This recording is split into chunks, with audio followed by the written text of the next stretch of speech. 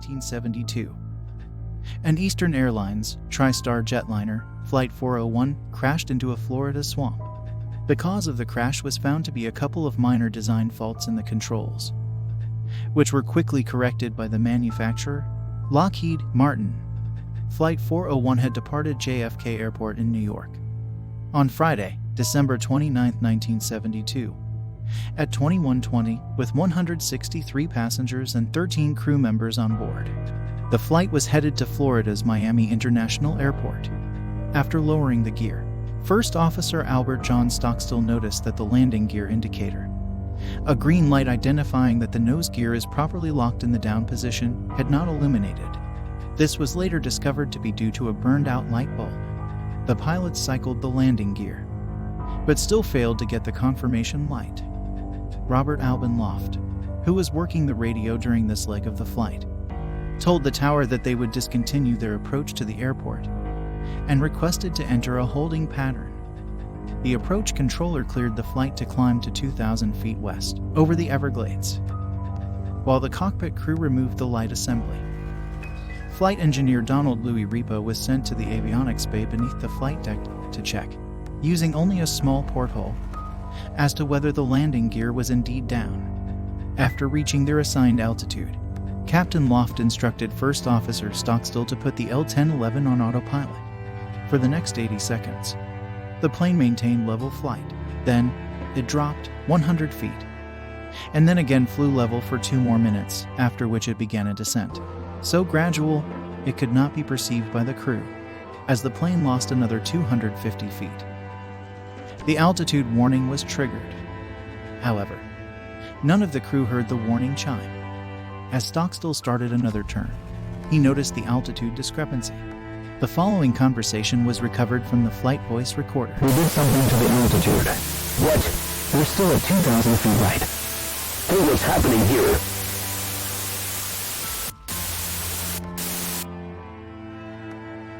Less than 10 seconds after this exchange, the jetliner crashed into the Florida Everglades swamp.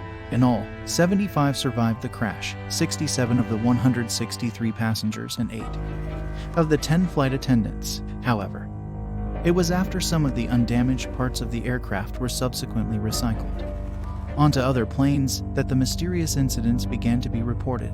As the reports would have it, Loft and Repo have devoted their afterlives to watching over the passengers and crew of these Lockheed passenger planes. Many of the testimonies are extremely persuasive because they include pilots, flight officers, and even a vice president of Eastern Airlines who allegedly spoke to a captain when suddenly he recognized the captain was Loft, at which point the apparition vanished.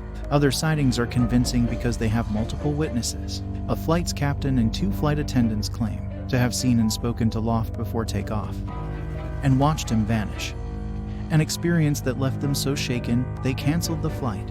One female passenger made a concerned inquiry to a flight attendant regarding the quiet, unresponsive man in Eastern Airlines uniform sitting in the seat right next to her, who disappeared in full view of both of them and several other passengers, leaving the woman hysterical. When later shown a sheet of photos depicting Eastern flight engineers, she identified Repo as the officer she had seen. Another incident occurred when one of the L-1011 passenger planes that had been fitted with salvaged parts was due for takeoff. The flight engineer was midway through carrying out the routine pre-flight inspection when Repo appeared to him and said, "You don't need to worry about the pre-flight. I've already done it." Repo and Loft are apparently not content merely to be present on these airplanes. Often, their style is far more hands-on, particularly in Repo's case. Aside from his appearance to a pre-flight engineer, who he appeared to have been assisting, there is testimony from a flight attendant who observed a man in a flight engineer's uniform, whom she later recognized as Repo, fixing a galley oven. The insistence of the plane's own flight engineer that he had not fixed the oven, and that there had not been another engineer on board, would seem to lend weight to her claim. Repo was also seen in the compartment below the cockpit by a flight engineer who had accessed it in order to investigate a knocking he heard coming from there. On another occasion, Faye Merriweather, a flight attendant, saw Repo's face looking out at her from an oven in the galley of TriStar 318. Understandably alarmed, she called 2 colleagues, one of whom was the flight engineer, who had been a friend of Repo's. and he recognized him instantly. All three heard Repo warn them to watch out for fire on this airplane. The plane later encountered serious engine trouble, and the last leg of its flight was cancelled. It is interesting to note that the galley of TriStar 328 had been salvaged from the wreckage of Flight 401. Incident occurred when Repo appeared to a captain and told him, "There will never be another crash. We will not let it happen." A female passenger found herself sitting next to an Eastern Airlines flight officer who looked pale and ill but would not speak. She called a stewardess, and, before the eyes of several people, the man disappeared. The woman was later shown photographs of Eastern Airlines engineers, and she identified the man as Repo. Eastern Airlines candidly dismissed that their planes were inhabited by spooks and ghosts. However, they reportedly removed all the salvaged parts from their L-1011 fleet.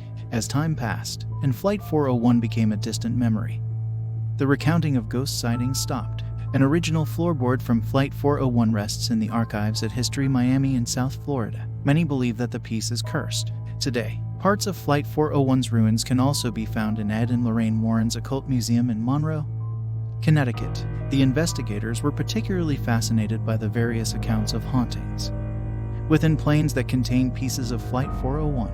The end. More information on Flight 401 can be found in the description below. Thanks for watching. Be sure to like and subscribe for more paranormal stories. NearDeath.com/Ghosts of Flight 401. HTTPS. MiamiHaunts.com Ghost of Flight 401. HTTPS. N.wikipedi.org Wiki Eastern Airlines Flight 401.